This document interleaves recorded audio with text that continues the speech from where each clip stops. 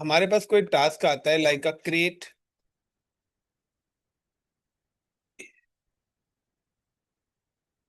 Multiple web servers in multi zone and access and provide वैन access. यानी कि company कहती है कि मुझे अपनी वेबसाइट्स लगानी है और वेबसाइट लगाने के लिए कंपनी कहती है कि आपको मल्टीपल सर्वर्स क्रिएट करने हैं। अब कंपनी ने अगर यहाँ पे मल्टीपल सर्वर्स क्रिएट करें हैं तो पहले कहते हैं कि कंपनी की इनको अलग अलग जोन में लेना है। तो सपोज करिए कि यहाँ पर मैं लेना चाहता हूँ कि ये जो दो सर्वर्स हैं ये एक सिंगल जोन में आ जाए।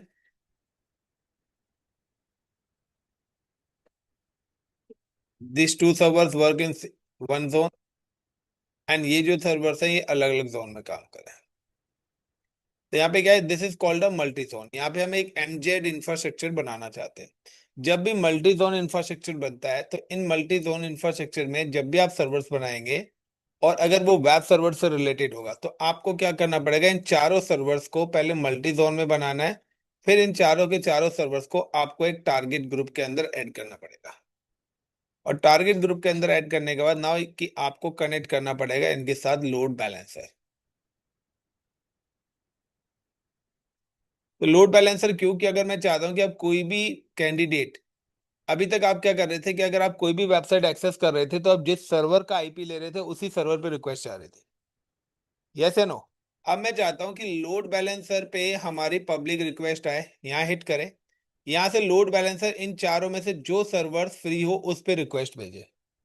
यानी कि इक्वली डिस्ट्रीब्यूट रिक्वेस्ट। यानी कि अगर आपके पास 1 लाख रिक्वेस्ट आ रही है तो it's distribute 25%, 25%, 25% and 25%।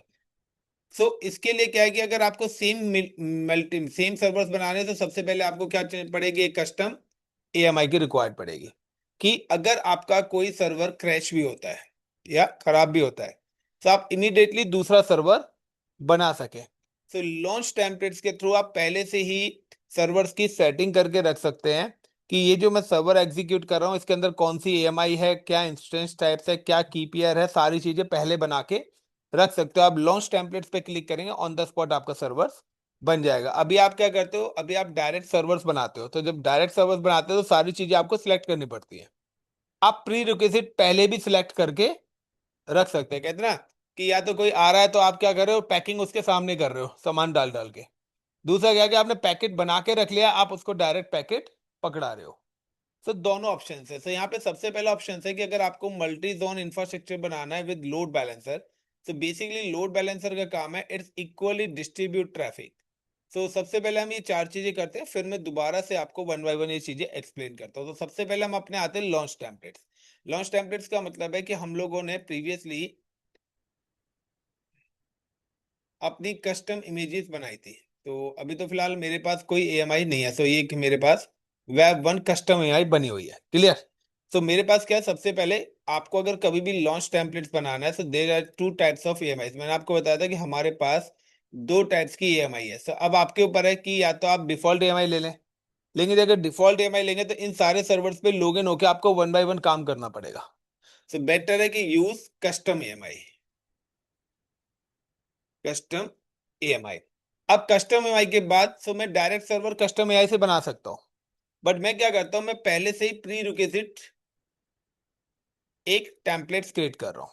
So how to create a launch templates, launch templates के अंदर मैं पहले से ही अपनी सारी चीजें सेट करके रख सकता हूँ। फिर जब आप सर्वर बनाएंगे तो ना आपको कीपैड सिलेक्ट करना, ना वीपीसी सिलेक्ट करना, ना एएमआई सिलेक्ट करनी है, ना कोई भी कुछ भी चीज सिलेक्ट करने की जरूरत नहीं। Just you can click on launch, एक बटन दबाएंगे और आपकी मशीन लॉन्च हो जाएगी। से ये क्या टाइम को बचाने के लिए। तो लाइक मैंने यहाँ पे क्लिक करा और यहाँ पे ऑप्शन आ रहा है launch templates. And launch templates में यहाँ पे जैसे कि मेरे पास एक टेम्पलेट्स ऑलरेडी बना हुआ है, फ्लिपकार्ट के नाम से एक टेम्पलेट्स बना हुआ है। आई am just delete this templates.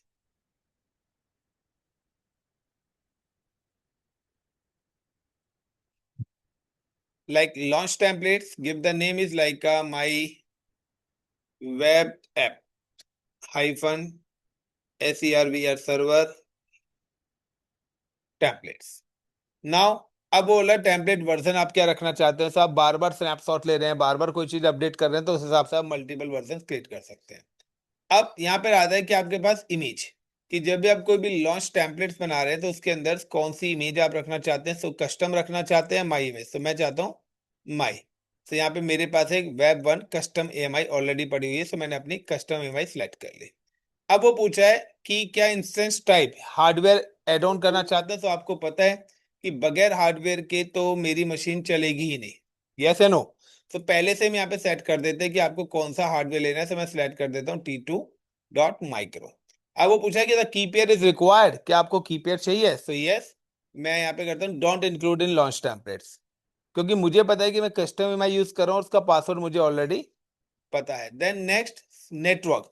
सब नेटवर्क के अंदर देखिए यहाँ पे समझने वाली चीज क्या है कि यहाँ पे जो आप डेडिकेटेड सबनेट सेलेक्ट करोगे ये उसी पर ही जाके मशीन एग्जीक्यूट होगी। तो मैं यहाँ पे कर देता हूँ लाइक का, ये जो मशीन है ये मेरे जोन ए के अंदर बना है, तो like launch templates zone A. तो ये जोन ए का लॉन्च टेम्पलेट्स है कि अगर मैंने यहाँ पे डेडिकेटेड दी कोई नेटवर्क सिलेक्ट कर लिया है तो उसी पर्टिकुलर नेटवर्क पे जाके बनाएगी। अब अगर ये सबनेट वहां पर नहीं होगा तो ये मशीन लॉन्च नहीं होगी। देन एवेबिलिटी जोन, तो सबनेट यहाँ पे सिलेक्ट कर लिया है, तो यहाँ पे ऑलरेडी सबनेट कर लिया है। 1E कहाँ से आ गया इसमें, ओके ये तो इसकी आईडी है zone A, and click on zone A. Then security group, so select the existing security group, so पहले से ही आप सिलेक्ट कर सकते हैं यहाँ पे। सो आपको सिक्योरिटी ग्रुप भी सिलेक्ट करने की जरूरत नहीं पड़ेगी, सो ऑटोमेटिकली उसने इमेज ले लिए and create a templates. Same as I'm create a one more launch templates. So I'm just click on launch templates, like click on launch templates, then web app hyphen server server hyphen zone zone b। तो zone B के लिए मैं execute कर रहा हूँ, मैं चाहता हूँ कि जोन बी में भी आपका सेम इमेज रहे। And instance type is it T3.micro। Keep here don't include network, like it select zone B, select the existing security group and launch templates। अब मुझे अगर इनके साथ थ्रू सर्वर बनाना है, सो लाइक का मैंने यहाँ पे सिलेक्ट करा ये मशीन को, एंड यहाँ पे ये ऑप्शन आ रहा है, ये पूरी की पूरी इसकी समरी आ रही है। तो अब मुझे अगर यहाँ पर कोई भी मशीन क्रिएट करनी है, सो लाइक यहाँ पे मैंने करा जोन बी का and create launch template, sorry back, launch instance from templates. यहाँ पे क्या आ गया, जोन बी आ गया, डिफॉल्ट आ रहा है ऑप्शंस, ऑटोमेटिकली उसने देखिए सोर्स टेम्पलेट सिलेक्ट कर लिया है। एंड नाउ सारी चीजें देखिए यहाँ पे ऑलरेडी सिलेक्टेड आई हैं, आपको कुछ भी सिलेक्ट करने की जरूरत नहीं है। तो यहाँ पे पहले से क्या है, सारी चीजें देखिए सिलेक्ट होके आ गई, आपने लॉन्च टेम्पलेट्स पे क्लिक कर देना है। सो क्रिएट अ न्यू कीपेयर या without a key pair, so proceed without a key pair हम करें एंड लॉन्च। आपको कुछ भी चीज सिलेक्ट करने की जरूरत नहीं पड़ी। साहब होता क्या है कि रियल टाइम सिनेरियो में अगर सर्वर हमारा एकदम से फेल हो रहा है तो हम क्या करते हैं, लॉन्च टेम्पलेट से सर्वर्स को बहुत जल्दी लॉन्च कर सकते हैं, रेदर देन की सारी चीजें हम वन बाय वन उसमें ऐड ऑन कर रहे हैं। तो यहाँ पर ये हमने वर्चुअल मशीन बनाई है, ये वर्चुअल मशीन आपको आपके इंस्टेंसेस पे शो करेगी, जो कि कहाँ बन रही है, जोन बी के अंदर बन रही है। अगर मुझे सेम एक और मशीन लॉन्च करनी है, so I am just click, ये मेरी जोन ए वाली मशीन है, so click then actions, then launch instances with the templates and proceed. सारी चीजें देखिए यहाँ पे एएमआई वगैरह सब T3.micro कीपियर से, यहाँ पे मैं प्रोसीड विदाउट कीपियर कर देता हूँ। सबनेट देखिए ऑटोमेटिकली उसने सिलेक्ट कर लिया है, तो यहाँ पे जोन ए देखिए अपने आप आ गया। सिक्योरिटी ग्रुप भी उसने अपने आप सिलेक्ट कर लिया, मतलब मुझे कुछ भी चीज सिलेक्ट करने की जरूरत पड़ ही नहीं रही है। तो यहाँ पे क्या हो रहा है, कहीं ना कहीं मेरा एक टाइम पीरियड बच रहा है। तो एक ये भी होता है कि आगे जब हम पढ़ेंगे कि ये अपनी मर्जी से किसी भी जोन में भी बना सकता है। तो यहाँ तो हमने डेडिकेटेड क्या इन्फॉर्मेशन दी है, तो वो उसी ही लोकेशन पे क्रिएट करेगा। बट हम चाहते हैं कि अपनी मर्जी से ए और बी कहीं पर भी बना सके, तो वो भी है, वो हम कल करेंगे वाली लैब। पहला point clear, launch template and custom MI. अब क्या होगा कि मैंने दोनों के अंदर सेम कस्टम एमआई यूज करी है, तो उस केस में क्या होगा, both are the mirror copy. दोनों सर्वर मिरर कॉपी होंगे, आपको पता ही नहीं चलेगा कि रिक्वेस्ट किस वाले सर्वर से आ रही है। तो सबसे पहले हमने क्या करा, we have launch the servers. हमने यहाँ पे सबसे पहले क्या करें, अपने एक लॉन्च टेम्पलेट्स क्रिएट करें। We have created 2 launch templates.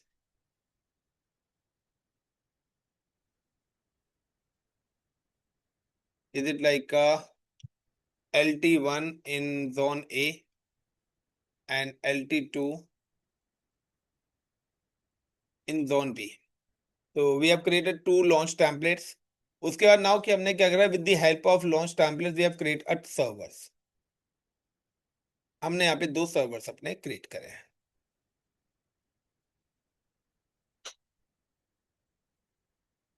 इस लॉन्च टेम्पलेट से पहले हो क्या रहा है कि हम लोगों ने अपनी एक इमेज ली हुई थी कस्टम एएमआई।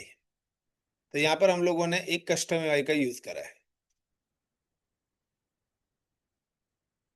तो जो कस्टम एएमआई है, मैंने दोनों में ही सेम ही कस्टम एएमआई को कनेक्ट करा है। So like we have created 2 server is like web 1 in zone A and is it web 2 zone B। अब मुझे क्या करना है कि मैं चाहता हूं कि इन दोनों पर ही इक्वली ट्रैफिक आए। तो सिंपल सा है कि अगर मेरे को एक ही मैसेज आप सभी बंदों को भेजना हो, तो एक एक करके दूं वो बेस्ट है, या मैं आप लोगों को एक व्हाट्सएप ग्रुप में ऐड कर दूं और देन आप लोगों के साथ शेयर करूं, वो बेस्ट रहेगा। ग्रुप बना दूं और ग्रुप में भेज दूं तो सभी को मिल जाएगा, यस या नो। मैंने बोला कि कौन कौन आ रहा है आज क्लास में। सो जिसके पास भी जो पहले मैसेज देख लेगा वो पहले रिप्लाई कर देगा। इसी तरीके से यहाँ पर भी अगर, एक मिनट गाइस, होल्ड करना गाइस। हेलो।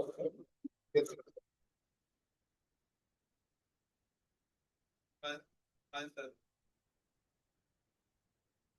Okay sir. हाँ हाँ।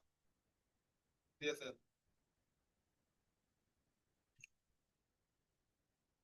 ठीक है sir.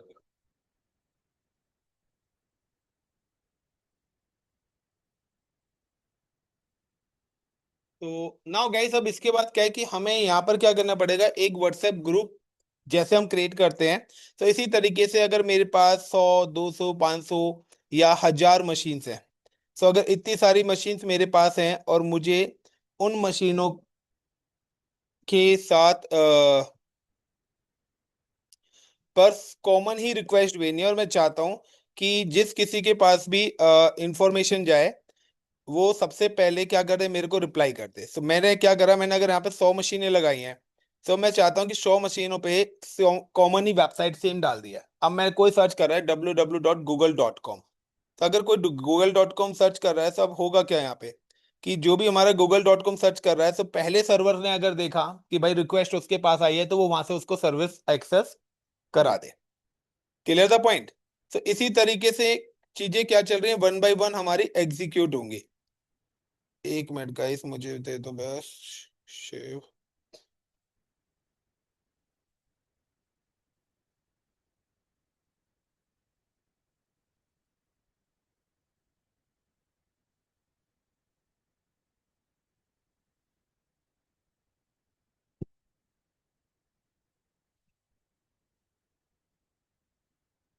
Just give me minute guys, मुझे एक डॉक्यूमेंट शेयर करना है बस।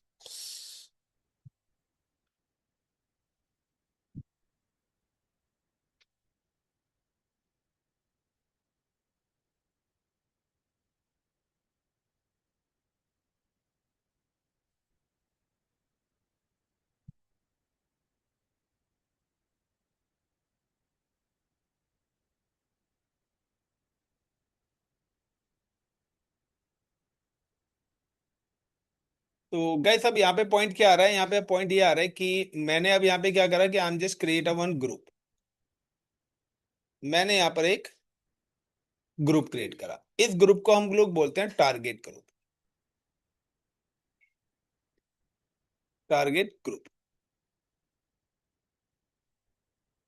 अब टारगेट ग्रुप के अंदर क्या करना है, we can add the server, जो सर्वर्स मेरे बाहर पड़े हुए हैं इन सर्वर्स को मुझे अभी इस ग्रुप के अंदर ऐड करना है। सिंपल सा है कि आप लोग अभी अलग अलग हैं, कि मुझे अगर आप सबसे कॉमनली बात करनी है तो मैं क्या करूंगा, आप सभी को ग्रुप में ऐड करूंगा।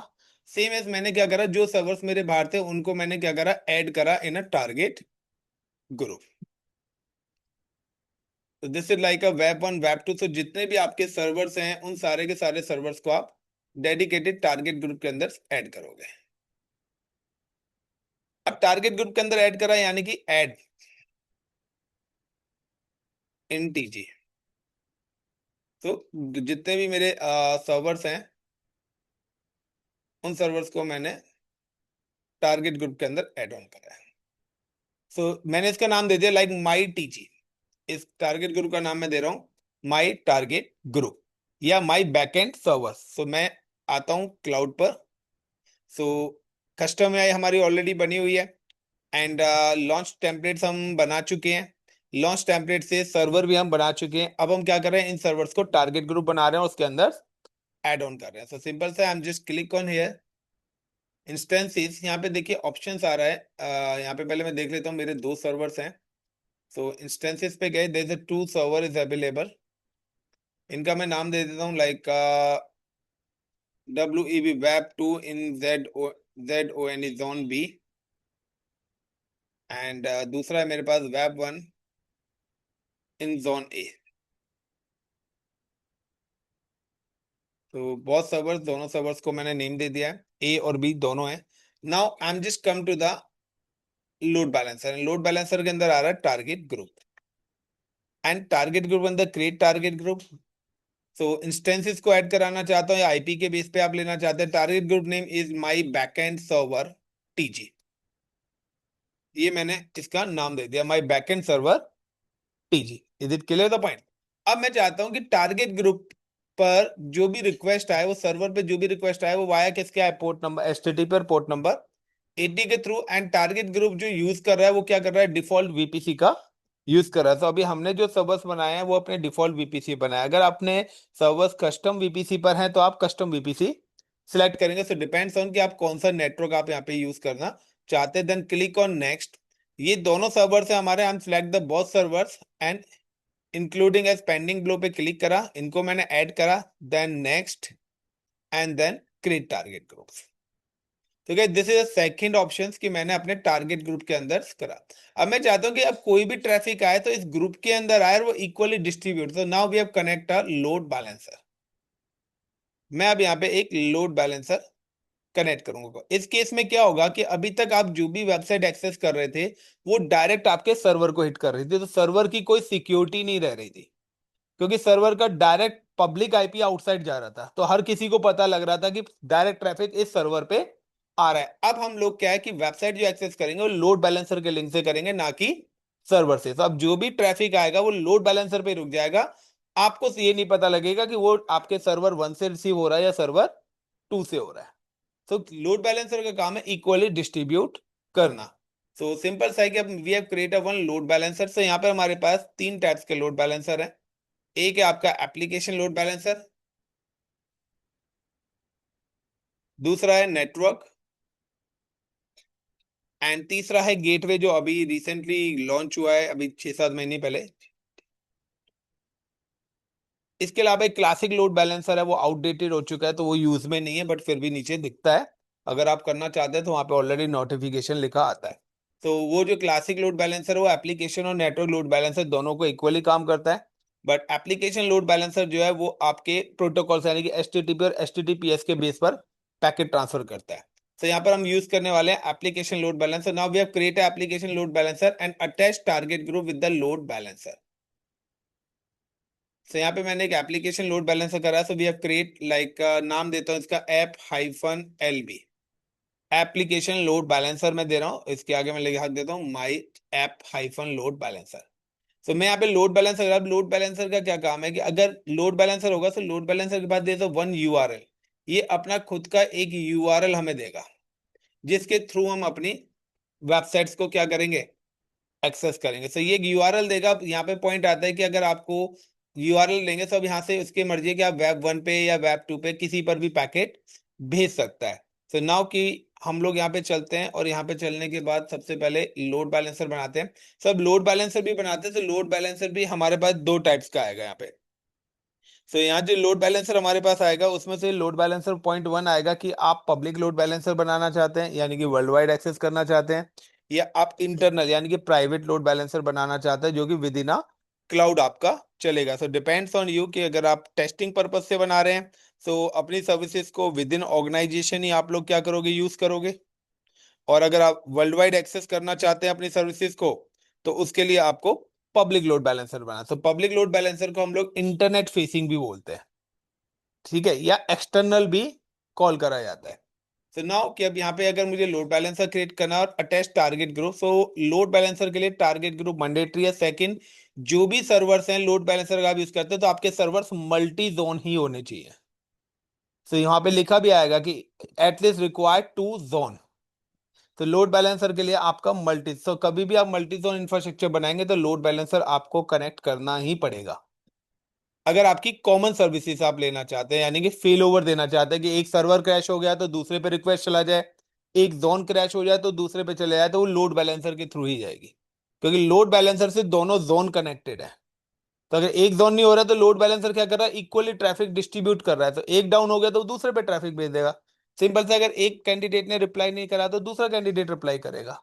तो सेम एज एन नाम, just again back to the portal and click on the load balancer and create load balancer and create a application load balancer। so यहाँ पे देखिए क्लासिक भी आ रहा है, इधर प्रीवियस जनरेशन है, तो यूज करना चाहते तो कर दो बट आजकल यूज नहीं होता है। And now create and give the name is my app hyphen LB load balancer. So it's internet facing और इंटरनल यानी कि प्राइवेट करना चाहते हो या पब्लिक करना चाहते हो। I am create internal. IPv4 dual stack का मतलब है IPv4 IPv6, तो हम लोग अभी IPv4 यूज कर रहे हैं, so I'm select the IPv4। Network से यहाँ पे लिखा है the load balancing route traffic to target in the selected subnet and accordance with your IP address. तो हम डिफॉल्ट नेटवर्क ले रहे हैं और हमने जो सर्वर्स बनाए हैं वो जोन ए और जोन बी के अंदर बनाया। So now we have select the both zone. तो इस केस में आपका सिक्योरिटी ग्रुप भी परफेक्ट वर्क होना चाहिए। अगर आपके सिक्योरिटी ग्रुप में प्रॉब्लम है तो भी यहाँ पे काम नहीं होगा। Now security group, so I am just select की रिमूव कर देते हैं and now select us project security group. So then request यानी कि आपका जो ट्रैफिक आएगा लोड बैलेंसर पे वो किसके थ्रू आएगा, HTTP and port number 80। Target group को भी मैंने यही दिया और आपके सिस्टम के अंदर भी यही प्रोटोकॉल्स अलाउड होना चाहिए। सो अगर ये प्रोटोकॉल्स आपके अलाउड नहीं होंगे तो भी आपका काम नहीं बनेगा। क्लियर है इतना guys, is it clear?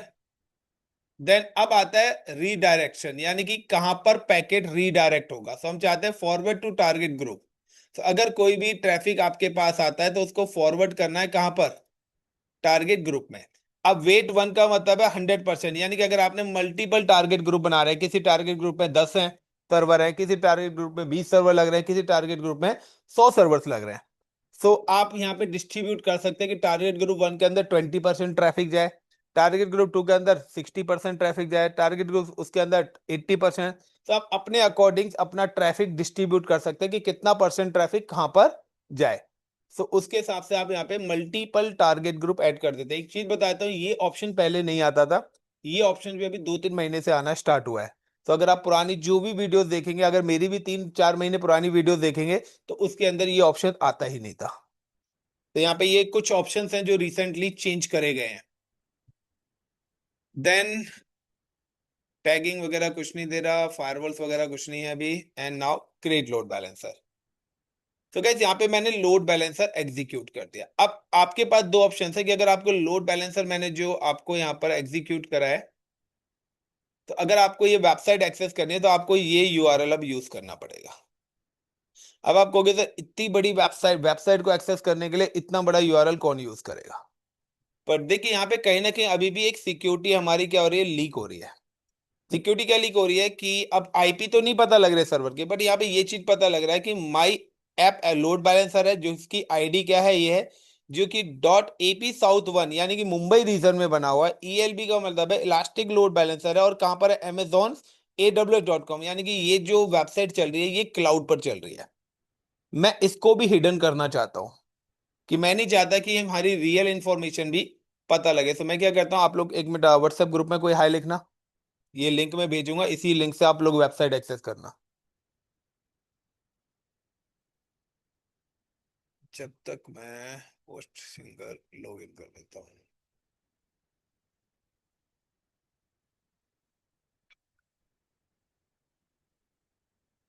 So now यहाँ पर मैंने क्या करा है, ये एंड पॉइंट आप लोगों को शेयर कर रहा हूँ guys. Now copy, and copy करने के बाद देन पेस्ट एंड ब्राउजर। सो आप यहाँ पे क्या करिए, इस यूआरएल पे क्लिक करिए और बताइए क्या कोई वेबसाइट आपके पास ओपन हो रही है या नहीं हो रही। तो आगे HTTPS लिखा आएगा, सो एस को रिमूव कर लेना आप लोग।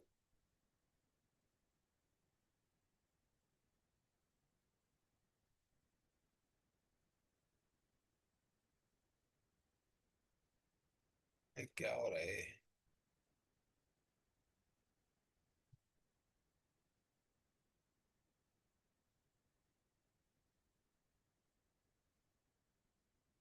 ओपन हो रही है नहीं हो रही कोई।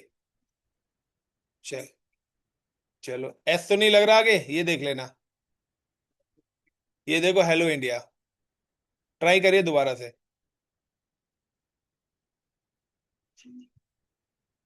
रिफ्रेश करिए और ट्राई करिए।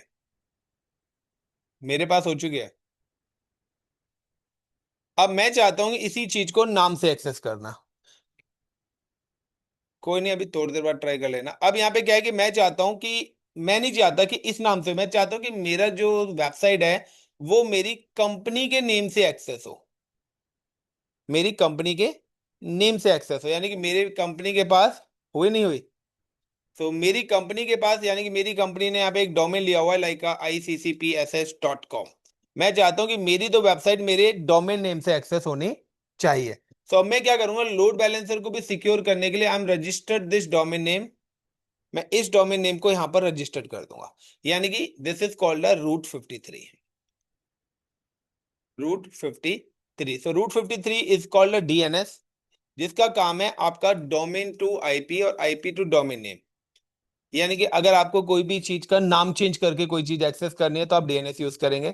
उसके लिए इलियास रिकॉर्ड बनाते हैं, यानी कि अगर आप इस सिस्टम के आईपी को नाम से एक्सेस करना चाहते हैं, so you can create a record.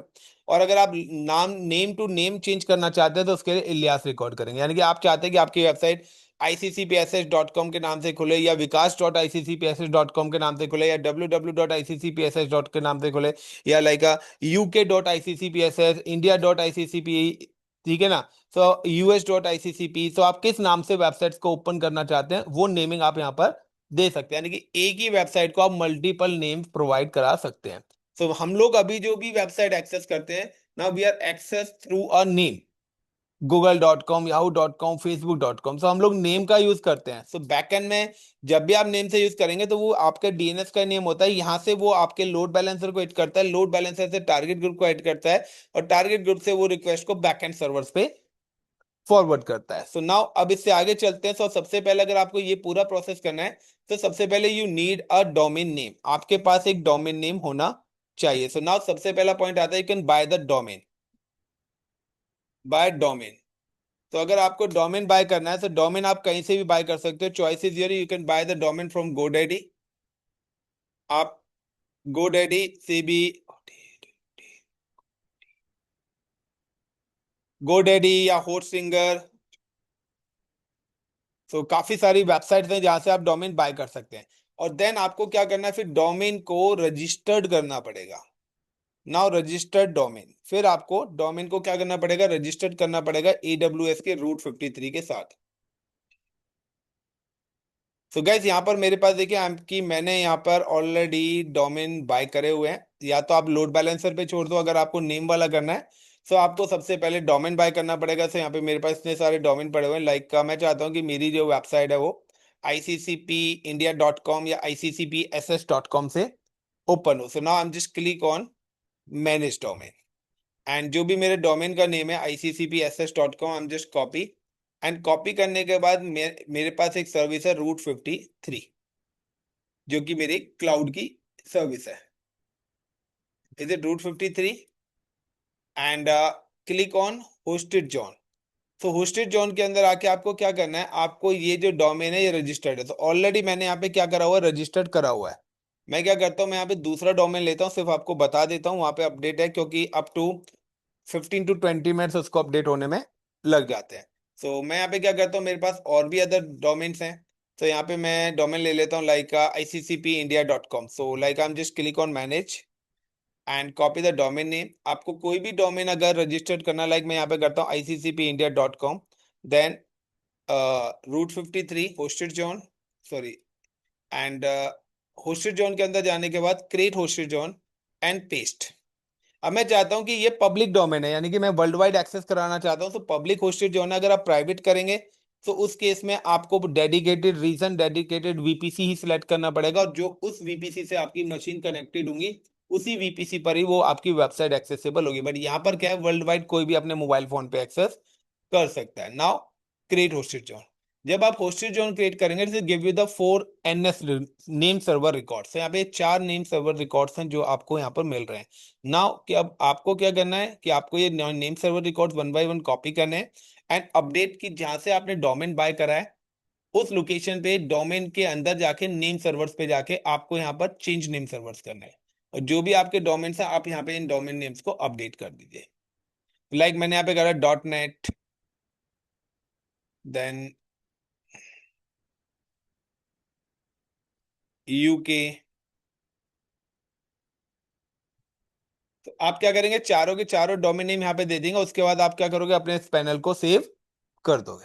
अब जैसे ही सेव हो जाएगा तो यहाँ पे लिखा आएगा अप टू 24 आवर्स, कि आपको 24 घंटे के अंदर से अपडेट होगा। बट ये 15 to 20 मिनट्स के अंदर अपडेट कर देते हैं, यानी कि यहाँ से रिक्वेस्ट को कहाँ पे रिडायरेक्ट कर देते हैं, क्लाउड पर रिडायरेक्ट कर देते हैं। अब इसका बेनिफिट क्या होगा कि देखिए यहाँ पर और यहाँ पे जब आप डोमेन नेम कॉपी करेंगे तो आखिरी का डॉट मत लेना। अगर आपने डॉट लिया तो वो आपको एरर देना स्टार्ट कर देगा। तो डॉट यूज नहीं करना है आप लोगों को, ये चीज ध्यान रखना, डॉट यूज नहीं करना है, अदरवाइज वो आपको एरर देगा, क्योंकि डॉट नए रूट को रिप्रेजेंट कर देता है। क्या इससे आगे भी कुछ आप एड ऑन करना चाहते हैं, तो इसलिए डॉट मत करना। आप अपने एंड को .net .uk .org.com से, ये आपके क्लाउड यानी कि AWS के अपने डीएनएस है। जब आपका डीएनएस यानी कि जब डोमेन आपका रजिस्टर्ड हो जाएगा, सो मेरा ऑलरेडी रजिस्टर्ड है, और इसको करने के बाद आपको डिलीट होस्टेड जोन में कर रहा हूँ यहाँ से, क्योंकि ऑलरेडी मेरे पास एक है, और ये पेड सर्विस है, इसको करने के बाद आप डिलीट भी कर देना। तो यहाँ पे ऑलरेडी iccpss.com है, सो मैं क्लिक करता हूँ। सो देखिए यहाँ पर भी ऑलरेडी इसके डोमेन नेम्स आ रहे हैं, और यही डोमेन नेम मैंने यहाँ पर रजिस्टर्ड भी कर रखे हैं। अगर आप iccpss के अंदर जाके देखना चाहते हैं तो आप इजीली देख सकते हैं।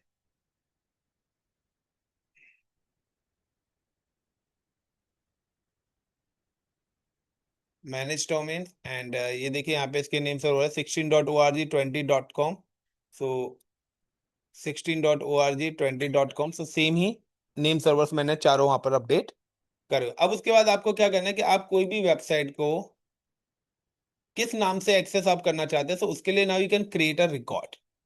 तो क्रिएट अ रिकॉर्ड, तो मैं चाहता हूँ कि मेरी वेबसाइट www.iccpss.com से नाम एक्सेस हो, या मैं चाहता हूँ मेरी जो वेबसाइट है uk.iccpss.com के नाम से हो, या मैं चाहता हूँ मेरी वेबसाइट लाइक VIKS vikas.iccpss.com के नाम से हो, या मेरी वेबसाइट us.iccpss.com के नाम से हो। तो उसके हिसाब से मैं यहाँ पे क्या दूंगा, नेम दूंगा। तो मैंने चाहता हूँ कि मेरी वेबसाइट us.iccpss.com के नाम से एक्सेस होनी चाहिए। नाउ अब जो मेरी वेबसाइट है, अगर आपके पास आईपी है तो आप डायरेक्ट सर्वर का आईपी डाल दो, जो इससे पहले आप वेबसाइट एक्सेस कर रहे थे, तो यहाँ पर आप पब्लिक आईपी डाल दीजिए, नाम डाल दे के क्रिएट कर दो, एक्सेस हो जाएगी। बट हमारे पास क्या है कि हमारे पास इस समय यूआरएल है, गॉट इट। सो हमारे पास आईपी नहीं है, नेम है। सो अगर आईपी होता तो we have create a host record. अगर आईपी होता तो हम होस्ट रिकॉर्ड यानी कि ए रिकॉर्ड्स को हम होस्ट रिकॉर्ड बोलते हैं। लेकिन अब मैं यहाँ पे क्लिक करूंगा इलियास, इलियास में करने का तो वो कहता है कि भाई अगर आप इसको सर्च करते हैं तो आपका ट्रैफिक कहाँ पे रिडायरेक्ट करना है, रूटेड ट्रैफिक। तो सिलेक्ट करते हैं इन लोड बैलेंसर। अब किस रीजन में है, हम लोगों ने मुंबई में बनाया है, सो आपने अगर सिंगापुर में या कहीं भी बनाया आप सिलेक्ट कर सकते हो। उसके बाद लोड बैलेंसर नेम से यहाँ पे देखिए automatically my app LB load balancer का वो एंड पॉइंट आपके पास आ जाएगा, and then click on create route. तो यहाँ पे मैंने रिकॉर्ड्स क्रिएट कर दिए हैं। अब आप चेक करिए कि क्या आपकी ये वेबसाइट ओपन हो रही है। सो व्यू स्टेटस चेक कर लेता हूँ मैं पहले यहाँ पर। सो अभी पेंडिंग है, so up to 2 to 3 minutes में ये रेडी हो जाएगा, और जैसे ये रेडी हो जाएगा तो इसको हम एग्जीक्यूट करेंगे। तो ये देखिए इन सिंक हो गया। अब आप नाम से एक्सेस करिए iccpus.iccpss.com। तो मैंने जो यहाँ पे नेम दिया हुआ है भाई, वो वही दिया हुआ है। Is it us.iccpss.com? So I'm just go to the incognito window, type us.iccpss.com। तो अगर आगे एस लिख के आ जाता है तो वो हटा देना। सो इट्स नॉट सिक्योर है, तो कंटिन्यू से देखो, हेलो इंडिया आ गया। Clear the points. अब यहाँ पे देखिए एक और चीज बताता हूँ कि अब आपके पास 2 सर्वर्स हैं। अब आपको ये नहीं पता लग रहा कि ये किस वाले सर्वर से वेबसाइट एक्सेस हो रही है। वेबसाइट इन्हीं सर्वर्स पे चल रही है। मैं क्या करता हूँ, किसी एक सर्वर पे मैनुअली जाके ना वेबसाइट के कोड को थोड़ा सा चेंज कर देता हूँ, फिर आप रिफ्रेश करेंगे तो आपको पता लग जाएगा। Is it clear the point? तो क्रॉस चेक, तो मैं क्या करता हूँ, सर्वर ए पे जा रहा हूँ, कॉपी, रिमोट डेस्कटॉप कनेक्शन। अभी तो दोनों मिरर कॉपी है क्योंकि सेम ही एएमआई से बने हुए हैं। तो आप कितना भी रिफ्रेश कर लो आपको पता नहीं लगेगा कि ए से एक्सेस हो रहा है या उसे, क्योंकि पहले आप आईपी से कर रहे थे तो आईपी तो आपको पता था कि सर्वर 1 का आईपी लिया है तो सर्वर 1 की रिक्वेस्ट होगी। बट अब यहाँ पे आपको पता ही नहीं लगेगा। So click and then click on connect, username ADMINISTRATOR and then password is AST@1234 and then yes। Hello. कुछ अर्जेंट?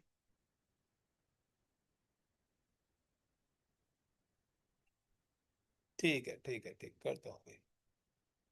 सो मैं क्या करता हूँ, एक सर्वर की कोडिंग को हेलो इंडिया की जगह हेलो वर्ल्ड कर देता हूँ, या कुछ भी चेंज कर देता हूँ वहां पे। तो वही कल वाली है हमारी, लाइक जावा पाइथन वाली, मतलब कि हम लोगों ने जो बनाई थी इमेज वही हमारी कस्टम में आई है। नाउ कि आपको पता है कि जब भी हम वेब सर्वर डिप्लॉय करते हैं तो उसकी जो लोकेशन है वो इन अ सी ड्राइव, आईनेट पब,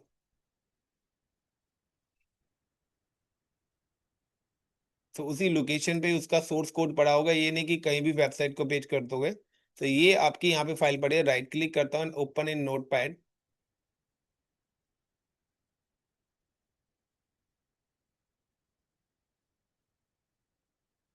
तो लाइक यहाँ पे आ रहा है हेलो इंडिया, मैंने आगे लिख देना है like how are you today and control S. अब आप रिफ्रेश करिए। अब आप वेबसाइट को रिफ्रेश करके देखिए, सो किसी के पास हेलो इंडिया लिखा आएगा तो किसी के पास कुछ और लिखा आएगा। तो मेरे पास देखिए हाउ आर यू टुडे लिखा आ गया। आप रिफ्रेश करेंगे तो कभी हेलो इंडिया आएगा, कभी हाउ आर यू टुडे आएगा। क्योंकि आप विंडोज है, अगर ये लिनक्स पे होता तो ऑन द स्पॉट हो जाता। अब यहाँ पे क्या है कि अब किसी की रिक्वेस्ट सर्वर 1 पे जा रही है तो उसको तो लिखा आएगा हेलो इंडिया, जिसकी सर्वर 2 पे जा रही होगी उसको अलग आ रहा होगा लिखा हुआ हाउ आर यू टुडे। लेकिन अगर मैं दोनों पे सेम ही कर दूंगा तो आप ये नहीं बता सकते कि आपकी रिक्वेस्ट किससे जा रही है। अब इससे बेनिफिट क्या होगा कि आप लोगों के पास अभी प्रेजेंट में क्या शो हो रहा है। अभी आप लोगों के पास अभी प्रेजेंट में क्या लिखा आ रहा है, अभी प्रेजेंट में क्या आ रहा है, हेलो इंडिया आ रहा है ना। तो देखिए जिसके पास भी हेलो इंडिया आ रहा है यानी कि हेलो इंडिया सर्वर 2 पर है। Now I M crash this server 2। मैं अगर सर्वर 2 को यहाँ पे टर्मिनेट कर देता हूं, तो सिंपल सा है कि अब आपके मेरे पास एक्टिव सर्वर क्या है, सर्वर 1 ही है। तो अब जैसे ये प्रॉपर सर्वर 2 हो जाएगा तो आप देखेंगे कि अब आपका लोड बैलेंसर ऑटोमेटिकली रिक्वेस्ट को एक जो एक्टिव सर्वर है उसी पर ही भेजना स्टार्ट करेगा। Clear this point everyone? ये पूरा क्लियर है। अब इसी से आगे ही हमारा एसएनएस सर्विस, टारगेट ग्रुप, वो सारी चीजें होंगे। तो ये पहला टॉपिक अभी हमने लोड बैलेंसर के थ्रू करा है। अगले, हाँ, अभी रिफ्रेश करोगे तो सब पे वही आ जाएगा क्योंकि मैंने एक्टिव सर्वर ही बंद कर दिया है। तो अब सबके पास एक ही चीज आएगी, क्योंकि पहले 2 सर्वर हो रहे थे तो कुछ की रिक्वेस्ट एक सर्वर 1 पे गई है, कुछ की सर्वर 2 पे गई है। पर जैसे ही आपने रिफ्रेश करा, लोड बैलेंसर ने क्या करा, रिफ्रेश का मतलब है दोबारा से आपकी रिक्वेस्ट क्रिएट हुई है। तो उसने फिर आपको दूसरे सर्वर पे भेज दिया। So this is the concept of the load balancer. So कल इसी का एक और अपग्रेड वर्जन करने वाले हैं, क्योंकि इस वाले इंफ्रा में भी कुछ ना कुछ प्रॉब्लम है।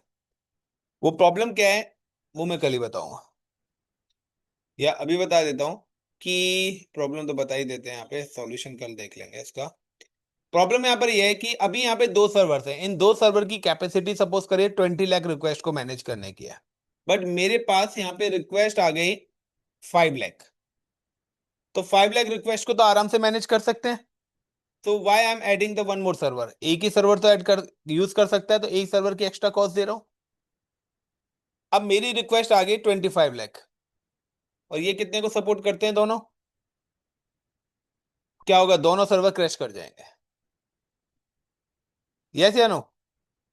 या अब मैं कहता हूं रिक्वेस्ट आ रही है 12 लाख, तो दोनों मैनेज कर सकते हैं, बट सडनली कोई हार्डवेयर फेलियर की वजह से वेब 1 क्रैश कर गया, तो वो 12 लाख रिक्वेस्ट कहां पे आ जाएगी, वेब 2 पर आ जाएगी। अब क्या होगा, वेब 2 की तो कैपेसिटी 10 लाख है, तो वो भी क्या हो जाएगा, क्रैश हो जाएगा। यस या नो? अब लोड बढ़ा है, तो अब इतनी जल्दी नया सर्वर हम कनेक्ट कर नहीं सकते, क्योंकि नए सर्वर को कनेक्ट करने में ऑन होने में मिनिमम 5 मिनट लेके जाएगा वो भी तब जब आपने लॉन्च कॉन्फ़िगरेशन वगैरह सारी चीजें बना के रख रखी हैं। जब तक तो 5 मिनट में तो मेरा अरबों खरबों का लॉस हो जाएगा कंपनी का। आप 5 मिनट तक वेबसाइट पे नहीं रुकते, आप 10 बार इंटर मार देते हो अगर 5 सेकंड में वेबसाइट ओपन ना हो आपकी। यस या नो? सो अब इन सारी चीज का सोल्यूशन कल है हमारा ऑटो स्केलिंग। ऑटोमेशन हम ऐड करेंगे कि अगर मेरा सर्वर क्रैश हो रहा है तो ऑटोमेटिकली सर्वर्स यहां पर बने। Clear the point? कि अगर मेरा लोड आ गया 1 करोड़, तो यहाँ पे मैंने सेट कर दिया कि 100 सर्वर्स बना दे। अब मेरा लोड डिक्रीज हो गया तो ऑटोमेटिकली सर्वर्स को क्या कर दे, रिमूव कर दे। अगर मेरा सर्वर यहाँ पे क्रैश भी कर गया है तो ऑटोमेटिकली यहाँ पे क्या करे, वो नया सर्वर बना दे। ये क्रैश कर गया तो इसकी जगह एक नया सर्वर अपने आप बना दे, और मुझे अलर्ट्स भी देता रहे मेरे मोबाइल फोन पे, मेरी मेल आईडी पे, कि ये फेल्ड हो रहा है, ये क्रिएट हो रहा है। तो हर चीज के अलर्ट्स भी मिलते रहे, तो वो हमारा आएगा एसएनएस सर्विस के थ्रू। तो हमें जो भी अलर्ट्स मिलेंगे वो एसएनएस सर्विस। तो अभी मैंने आपको custom MI, launch template, SNS service, और यहाँ पर एक और टॉपिक मैंने आपको कवर करा है ROUTE, रूट 53। सो ये रूट 53 का भी टॉपिक आपको कवर करा है यहाँ। सो इनफ फॉर टुडे, काफी है इतना। अंजलि।